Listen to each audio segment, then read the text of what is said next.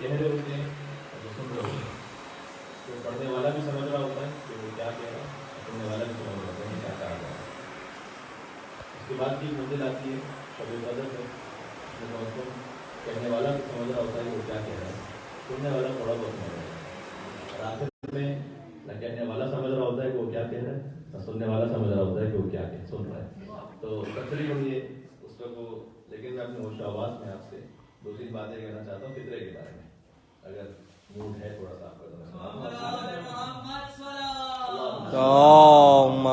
صلی علی محمد وآل محمد۔ نور سے فطرے کے بارے میں، فطرہ ایک بڑی اہم عبادت ہے، اور ایک بات میرے خیال میں پہلے بھی کہیں نہ کہیں کسی مجلس میں آ چکی ہوگی، تو میں اس کو زیادہ ڈیٹیل میں نہیں جاؤں، کیونکہ امکان یہ ہے کہ اب جو جمعہ ہے وہ بھی شاید جمعۃ الوداع بن جائے، کیونکہ سیٹرڈے کو عید ہوگی تو پھر یہ جو آخری جمعہ ہوگا یہ جمعۃ الوداع ہو جائے گا۔ تو اس میں ایک نماز کے بارے میں کہا جاتا ہے کہ اگر آپ نے فلاں نماز 4 رکعت نماز پڑھ لی تو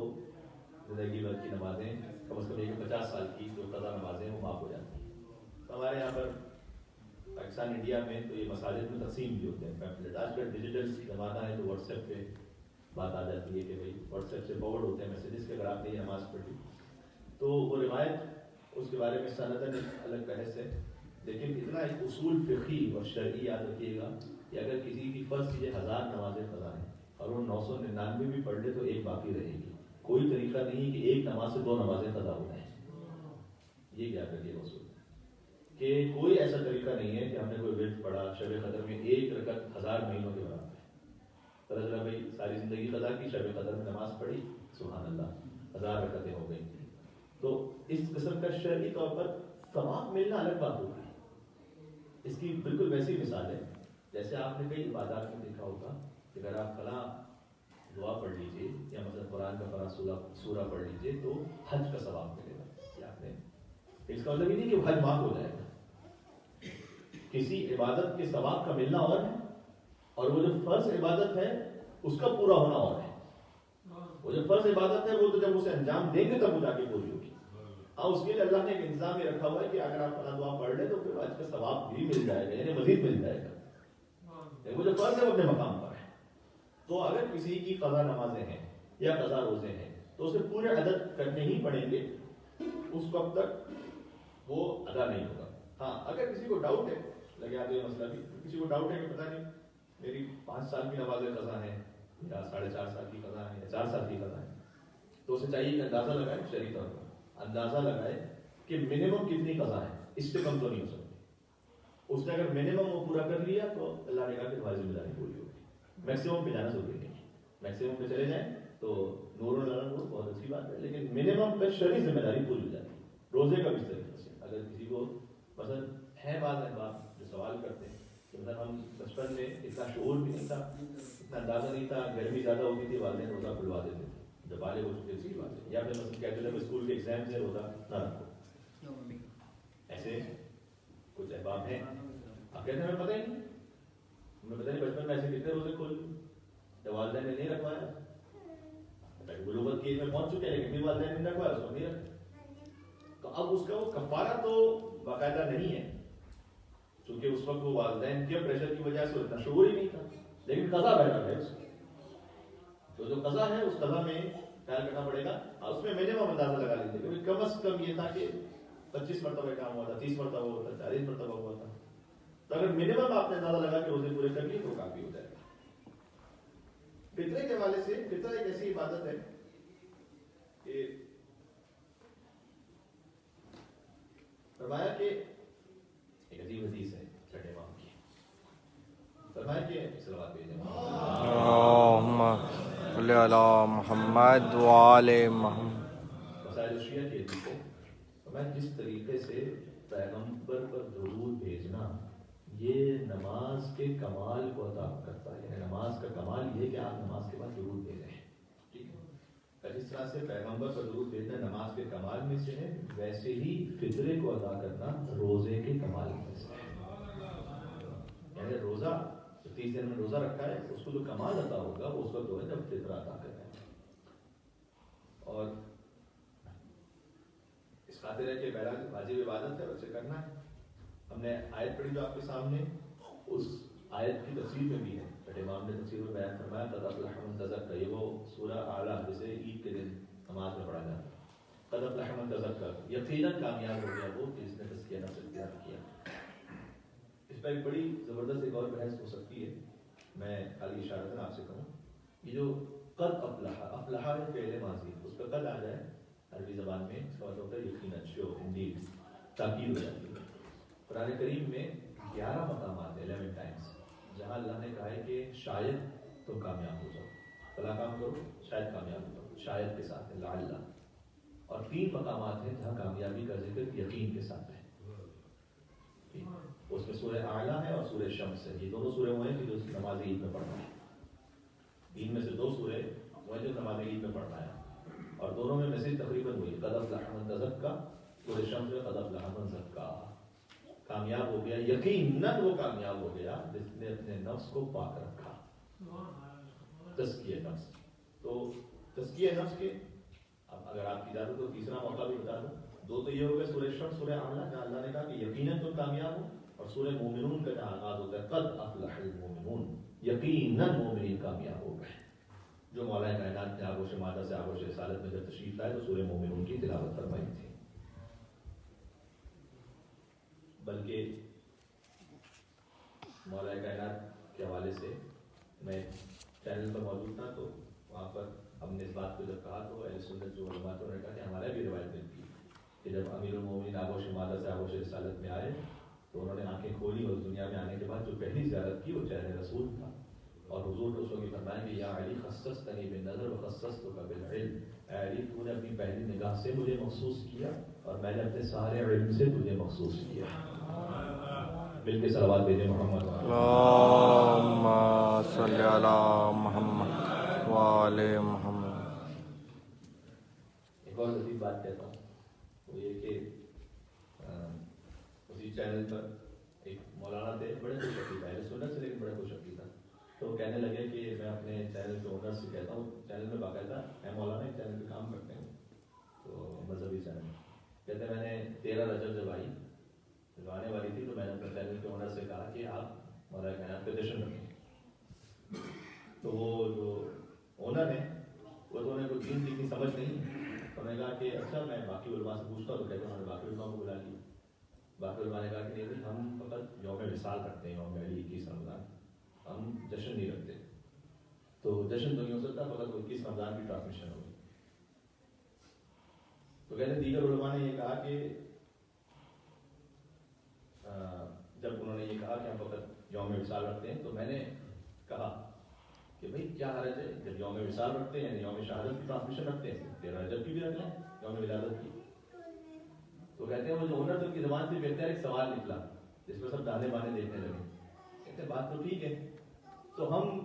تمام خلفاء راشدین کی یوم ولادت کا جشن کیوں نہیں رکھتے؟ تو کہتے ہیں وہ دائیں بائیں دیکھنے لگے سب، تو حالانکہ اہل سنت عالم ہے، کہتے ہیں میں نے سے کہا کہ ذرا ایسے پوچھ تو لیجیے کہ علی کے علاوہ بقیہ خلفاء راشدین کی ولادت کی تاریخ کی ولادت کون کون سی، وہ جب معین ہو جائے تو پھر جشن بھی رکھ لیجیے گا، جس کی معین ہے کم از کم اس کا تو جشن رکھ لو۔ ان کے صلوات بھیجیں محمد والے صلی علی محمد وآل محمد۔ یہ بات نکلی سورہ مومنون سے کہ مولا کائنات نے اجازت دی اور سورہ مومنون کی تلاوت فرمائی جہاں کامیابی کا ذکر ہے۔ سورہ اعلیٰ میں جہاں قد افلح من تزکا، جہاں کامیابی کا ذکر ہے کہ یقیناً وہ کامیاب ہو گئی سے تزکیہ نفس کی۔ اب تزکیہ نفس سینکڑوں باتیں، تزکیہ نفس اپنے نفس کو پاک رکھنا، ایک مورد امام نے فرمایا، چھٹے امام نے فرمایا کہ بس کامیاب ہو گیا وہ شخص اور اس نے تزکیہ نفس کر لیا جس نے فطرہ وقت پر نکال لی ہے۔ امام کی حدیث ہے، یہ ملا یعذر الفقی کی حدیث ہے کہ کامیاب ہو گیا وہ جس نے وقت پر فطرہ نکالا، وقت پر فطرہ نکالا۔ اب وقت آگے آئے گا کہ کس وقت میں نکالنا چاہیے۔ فرمایا کہ فطرے کی جو ادائیگی ہے در حقیقت زکوٰۃ الفطرہ ہے، زکوٰۃ ہے، وہ زکوٰۃ جو واجب ہے، اس میں طعام کو معین کرنا ضروری ہے۔ دیکھیں 3 کلو لینا ہے اس کی قیمت کے برابر، 3 کلو کو دے دیں کسی مستحق کو یا قیمت دے دیں، تو 3 کلو وہ طعام یعنی وہ میل، وہ کھانا کہ جو یوزولی آپ کے شہر میں استعمال ہوتا ہے. ایک مسئلہ گزشتہ سالوں میں چلا تھا, اس کی کوئی شرعی اور فقہی بیس ہے نہیں, اور مجھے تعجب ہو رہا ہے کہ امام والے بھی جب ایسی بات کریں تو پتہ نہیں فقہی طور پر کوئی بنیاد ہی نہیں ہے اس کی. وہ یہ کہ جناب علی مثلا اگر آپ میکڈونلڈ کا برگر کھا رہے ہیں, آپ کی غذا میں سال بھر میں مثال طور پر 10-15 دفعہ وہ بھی کھاتے ہیں, KFC بھی کھاتے ہیں, اور فرض کیجیے کہ یہ اللہ والا ساری چیزیں, تو اس کو آپ مخلوط کر کے جمع کیجیے اور اس کا جو میڈیم نکلتا ہے اس کا فطرہ ادا کیجیے. یہ بالکل اس کا شرعی طور پر اس بات کا کوئی لینا دینا نہیں. شرعی طور پر آیت اللہ سیستانی صاحب کے ساتھ میں بتا رہا ہوں, شہر کی وہ غذا کی جو معمولاً استعمال ہوتی ہے اس پر فطرہ ہے. چاہے فرض کیجیے کہ آپ کی غذا کچھ اور بھی ہے, لیکن شہر میں معمولاً استعمال ہمارے یہاں پر بریڈ استعمال ہوتی ہے, بریڈ یعنی ویٹ اور رائس. اب آپ کے پاس آپشن ہے کہ آپ بریڈ کے حساب سے فطرہ دیتے ہیں یا رائس کے حساب سے دیتے ہیں. یعنی فرض کیجیے ہائپوتھیٹیکلی سیئنگ کہ اگر فرض کیجیے کوئی بالکل بریڈ کھاتا ہی نہیں, سارا سال صرف چاول ہی کھاتا ہے, لیکن اس کے شہر میں بریڈ استعمال ہوتی ہے, تو پھر بھی وہ ویٹ پر دے سکتا ہے. اور اگر کوئی چاول کھاتا ہی نہیں ہے, اسے روٹی ہی کھاتا ہے, لیکن پھر بھی وہ چاول پہ دینا چاہے تو دے سکتا ہے, کیونکہ اس کے شہر کی معمولاً غذا ہمارے یہاں پہ اس طریقے سے یہ دو چیزیں معمولاً استعمال ہوتی ہیں, یا پھر روٹی استعمال ہو رہی ہے یا پھر چاول استعمال ہو رہا ہے, اور وہ 3 کلو اس کی قیمت کے برابر. اب یہ مولانا کا کام نہیں ہے کہ وہ قیمت بتائیں آپ کو. پہلی بات, مولانا صاحب سب سے پہلے لوگ یہ کہتے ہیں سب فطرہ کتنا ہے اس بات کا, یہ مولانا کا کام ویسے نہیں. ایک ہوتی ہے شریعت میں اس کی 2 تقسیم ہیں, ایک ہوتا ہے حکم, ایک ہوتا ہے موضوع. حکم کا مطلب ہوتا ہے شرعی مسئلہ. شرعی مسئلہ جس شہر پر لاگو ہو رہا ہے اس کو کہتے ہیں موضوع. مثلا مولانا صاحب کا کام یہ ہے کہ آپ کو یہ بتائیں کہ شراب حرام ہے, ٹھیک ہے, آگے کو سمجھتے ہیں. یہ کام نہیں ہے مولانا صاحب کا کہ آپ کو مشروب لے کر آ جائیں, مثلا ذرا ٹیسٹ کر کے بتائیے گا شراب ہے یا نہیں. یہ پریکٹیکلی ہو چکا ہے, اس لیے کہہ رہا ہوں آپ سے. میوزک کے معاملے میں ہو چکا ہے. یعنی مولانا صاحب کا کام موضوع معین کرنا نہیں, وہ مکلف کا خود کا کام ہے. مثلا اب یہ آیت اللہ کا کیا نام ہے, لیکن آیت اللہ کے عظمیٰ ہم ان سے ملاقات کے لیے گئے ہوئے تھے, انہوں نے ایک CD دکھائی مجھے, ایک مشہور انڈین سنگر کی. تو میں نے بڑا تعجب ہوا, یہاں پر بھی یہ چیزیں ہوتی ہیں. تو انہوں نے کہا کہ میاں بات یہ ہے کہ ایک صاحب نے ایک شرعی مسئلہ استفتاء پوچھوایا, ساتھ میں CD اٹیچ کر کے بھیجی. تو مولانا ذرا یہ سن کے بتائیے گا یہ حرام والا میوزک ہے حلال والا میوزک. یہ مولانا صاحب کا کام یہ ہے کہ وہ آپ کو شرعی مسئلہ بتاتے ہیں کہ کون سا میوزک حلال ہے کون سا حرام ہے,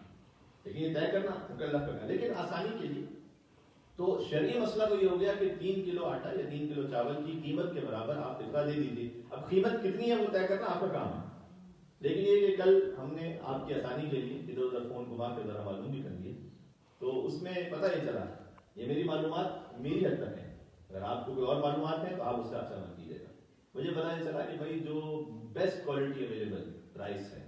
اس کی بھی جو قیمت ہے وہ فی کلو پر کیجی جو ہے وہ $2.5 سے زیادہ نہیں, $2.5. اس کے حساب سے جو 3 کلو بنتا ہے وہ $7.5 بنتا ہے. تو اگر کوئی رائس کے اعتبار سے فطرہ نکال رہا ہے تو $7.5 یعنی $7.5 پر ہیڈ وہ کافی ہے, وہ شرعی ذمہ داری پوری ہو جائے گی. اور تو کہ بیسٹ کوالٹی کا فطرہ نکالنا بھی ضروری نہیں, واجب نہیں ہے, کیونکہ معمولاً جو غذا استعمال ہوتی ہے وہ ایک میڈیم لیول پہ استعمال ہوتی ہے. تو اگر فرض کیجیے کہ کوئی $7 بھی دیتا ہے تو بھی ٹھیک ہے, لیکن ہم احتیاطاً کہہ رہے ہیں 7.5. اگر کوئی زیادہ احتیاط کرنا چاہے تو 8 دے, زیادہ دے دینے میں حرج نہیں, 8 دے دیجیے تو حرج نہیں. اگر ویک کے حساب سے دے رہے ہیں تو جو ہمیں معلومات ہوئی اس کے مطابق جو 10 kg کا آٹے کی جو بوری ہے وہ کتنے کی ہے, $10 کی ہے, $9 کی. ٹھیک ہے تقریباً. تو اس کا مطلب ہے $3 ہو گیا 3 کلو. تو اگر $3 کے حساب سے اگر آٹے کا آپ دے دیجیے تو بھی ٹھیک ہے. اس لیے کہہ رہا ہوں کہ ہو سکتا ہے کہ ای میل وغیرہ کوئی آپ کو آئیں یا کوئی آگے میسیج فارورڈ ہو جس میں لکھا ہو کہ ویٹ کے حساب سے آپ دیجیے $8 اور رائس کے حساب سے دیجیے $14. یہ دو میسیجز تھے جو مجھ تک پہنچے تھے. تو اگر آپ زیادہ دینا چاہیں تو اس میں کوئی قباحت نہیں ہے, لیکن واجب پھر بھی نہیں ہے. یعنی واجب اتنا نہیں ہے, جانے $14 کے جو چاول ہیں وہ کون سے جنت بندر کے چاول یہاں پر تقسیم ہو رہے ہیں، تو ہمیں بھی ذرا کھلائیے گا کہ کہاں پہ مل رہے ہیں یہ، یا شادی آپ نیا ریسٹورینٹ شروع کر رہے ہیں تو وہاں کھلائیں گے ایسے چاول، ایڈورٹائز بھی کر دی میں نے آپ کے ریسٹورینٹ میں۔ اچھا ایک چیز ضروری ہے، وہ یہ کہ فطرہ نکالتے وقت اس جنس کو معین کرنا ضروری ہے کہ ویٹ کا ہے یا رائس کا۔ یعنی مثال کے طور پر کوئی یہ نہیں کہہ سکتا بھائی میں نے $10 فطرہ نکال دیا، سوچا نہیں کہ یہ ویٹ کا تھا یا رائس کا تھا، بس ایسے نکال دیا کافی نہیں، معین کرنا ضروری ہے کہ میں نے رائس کا فطرہ نکالا ہے یا ویٹ کا نکالا ہے۔ آج تو خوئی کے حساب سے وہ اجازت دیتے ہیں کہ آپ کھجور پر فطرہ نکالیں، بلکہ کہتے ہیں کہ افضل ہے، لیکن اب وہ زیادہ تر مقلدین یہاں پر آیت اللہ سیستانی صاحب کے، آیت اللہ خامنہئی صاحب کے موجود ہیں، میں اس ڈیٹیل میں نہیں جاؤں گا، لیکن آیت اللہ سیستانی یہی کہتے ہیں کہ جو آپ کی وہ غذا جو معمولاً استعمال ہو رہی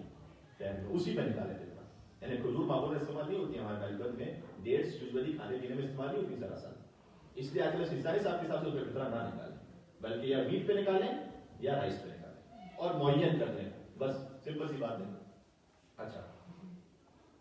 کوئی اور اب تک کے حوالے سے کوئی سوال تو نہیں؟ تو میں تھوڑا سا اور آگے بڑھوں۔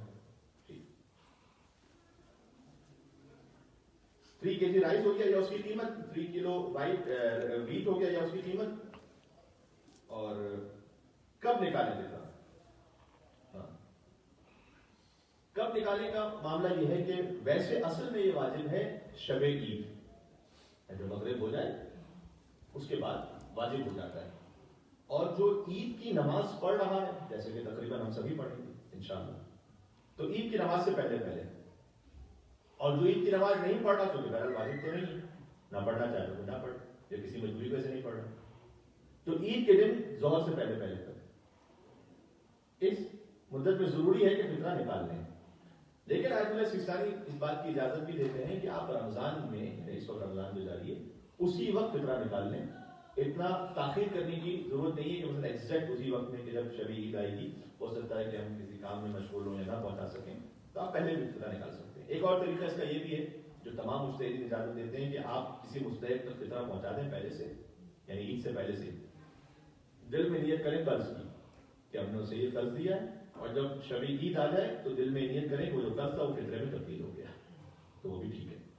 البتہ وہ جو مستحق ہے وہ شرعی مستحق ہونا چاہیے فطرے کا، وہ شرعی مستحق کون ہے وہ ابھی ہم گزارش کریں۔ تو فطرہ نکالنا کب ہے؟ خلاصہ یہ ہوا کہ ابھی بھی نکال سکتے ہیں، ساری بات کا خلاصہ یہ ہوا کہ ابھی بھی نکال سکتے ہیں۔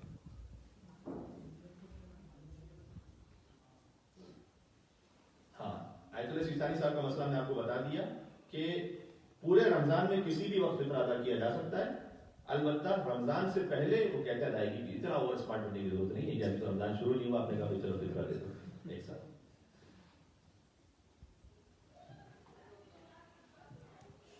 اچھا ہاں یہ بڑا اہم مسئلہ ہے، مہمان کا مسئلہ بھائی، لوگ دروازے بند کر دیتے ہیں، ٹیلی فون وغیرہ نکال دیتے ہیں، اللہ نہ کرے کوئی شب عید پر آ جائے، دروازے پہ نوک کیجیے تو باہر سے جواب ہے، گھر میں قدم نہیں رکھنا، فطرہ واجب ہو جائے گا، افطار نہیں کرواتے، یہ سارے مسکنسیپشن۔ سب سے پہلا سوال تو یہ، کئی مسجدوں میں جو پرابلم ہوتا ہے کہ شب عید پر لوگ افطاری بک نہیں کرواتے، کبھی شب عید پر جب نمازیوں کو افطار کروایا تو نمازی بخشوانے گئے تو روزے گلے پڑ گئے، تو جناب علی 100 بندوں نے افطار کیا، 100 بندوں کا فطرہ بھی نکالو، جی نہیں، سکون سے آپ افطار کروائیے، اس میں آپ کو کوئی فطرہ واجب نہیں ہوتا۔ اچھا اور سب مسجد میں افطار کروانے سے تو واجب نہیں ہوتا، گھر میں افطار کروائے تب بھی واجب نہیں ہوتا، رکھیے گا تب بھی فطرہ گھر میں، فقط آپ نے کسی کو افطار کروایا، افطار کرانے کے بعد چلے گئے، وہ یہ شب عید کی بات کر رہا ہوں، تب بھی فطرہ واجب نہیں ہوتا۔ فطرہ کب واجب ہوتا ہے؟ مہمان کا فطرہ میزبان پر کب واجب ہوتا ہے؟ اس وقت واجب ہوتا ہے، ساری باتوں کا خلاصہ ان شارٹ، کہ کوئی ایسا مہمان ہو کہ جو آپ کے گھر آئے، جس کے قیام و طعام کی ذمہ داری آپ نے لی بھی ہو، اور وہ رات گزارے آپ کے یہاں پر۔ باقاعدہ کوئی مہمان ایسے آئے ہوئے ہیں کہ جو رات گزار رہے ہیں، وہ جو رات گزارنے والا مہمان ہے، شریعت کہتی ہے کہ ہاں یہ وہ مہمان ہے کہ جس کا فطرہ میزبان پر واجب ہے، ٹھیک ہے۔ اب اس میں प्रैक्टिकल एग्जांपल्स क्या हो सकती हैं? मिसाल के तौर पर शादीशुदा ख्वातीन वो शब ईद अपने वालिदैन के घर चली गई ईद मनाने, तो अगर वो रात में चाहे वो इफ्तार शौहर के घर करके गई है, बहुत सी ख्वातीन होती है कहते बाप पे फिक्र आने लगे शौहर पे लगे लिहाजा इफ्तार करके जाओ,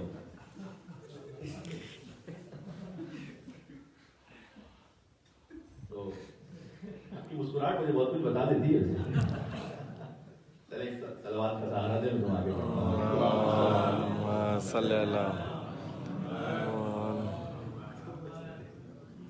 तो आप फोन पे तो कुछ बता दिए ना किसी को। अगर इफ्तार करके भी वो अपने शौहर से घर में इफ्तार किया और उसके बाद इफ्तार करने के बाद यानी समझ लीजिए कि तकरीबन 7:30-8 बजे वो अपने वाले साहब के घर आ गए इफ्तार करके फिर, और रात उन्होंने अपने पेरेंट्स के यहाँ गुजारी, यानी ईद का दिन जो भी गुजारना है तो रात और फिर दिन, ये जो फितरा है ये उनके माँ बाप पे वाजिब है, यानी उनके वालिद पे। कोई ऐसा मेहमान जिसके क़याम और ताम का बंदोबस्त मेजबान ने अपने ऊपर लिया हो, यानी कि आपको खर्चा नहीं करना, असल जाहिर है कि आप हमारे घर रुके में तो खाना पीना हमारी तरफ से होगा और वो रात रुक रहे हो बाकायदा, इसको कहते हैं वो मेहमान के जिसका फितरा मेजबान पर वाजिब है। ठीक है, अब इससे ज्यादा आसान मैं कर नहीं सकता था, अगर कोई सवाल है तो कर लीजिएगा, वरना एक बड़ा सादा और आसान सा मसला है। यानी इसका मतलब ये कि अगर आपने किसी को अपने इफ्तार करवाया, इफ्तार करवाने के बाद वो 7:30 बजे चले गए, 8 बजे चले गए, उसका फितरा वाजिब नहीं है। जिनको मस्जिद में इफ्तार करवाया उनका तो बिल्कुल ही वाजिब नहीं, जिसकी टेलीफोन कॉल वसूल की उसका कोई फितरा वाजिब नहीं है, आपका बगैर टेंशन किया वसूल कर दें।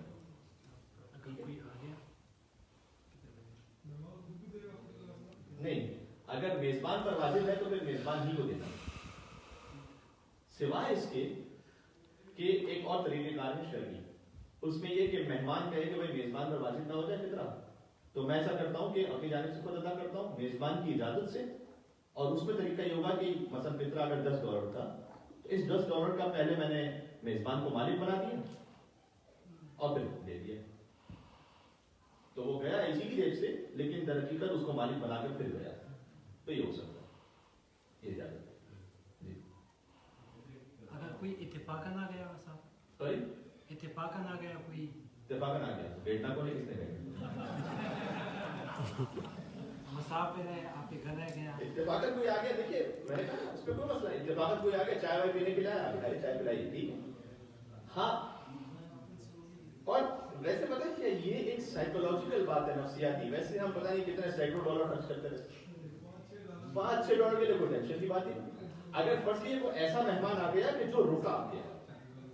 जो रात गुजारने वाला मेहमान बन गया, ऐसा मेहमान मेलबर्न में इत्तेफाकन तो कम ही होता है, कोई शबे ईद की खास शरारत कर ले तो अलग बात है, वरना तो मामूलन यहाँ तो भाई नॉक भी करना हो किसी का तो पहले फोन करते हैं, इजाजत देते हैं, जाते हैं, तो लंबी रात गुजारने वाला मेहमान तो शायद ही कोई आ जाए, लेकिन अगर कोई आ गया और रात गुजार रहा है उसका फितरा फिर वाजिब हो जाएगा। अच्छा,